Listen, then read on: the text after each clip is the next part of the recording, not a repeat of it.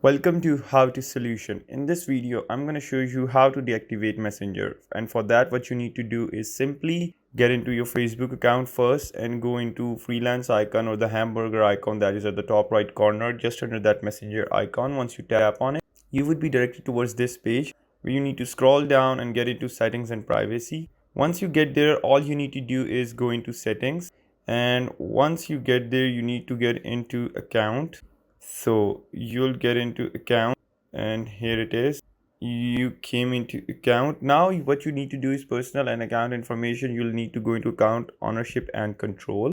And once you get there, so there's this deactivation and deletion, in which you need to deactivate your account and you will continue towards it. I'm continuing, or I'm doing deactivation for my Facebook is because there would be no deactivation for Messenger if we don't do it for Facebook. So they both do it simultaneously. So I'm going to simply write my password.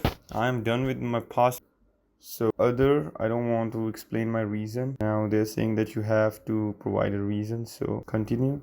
So now they say that 7 days, I would prefer it would be 2 day. Continue. Now you see, before you deactivate, they tell me that opt out Messenger, learn more. In the learn more section, we can get that.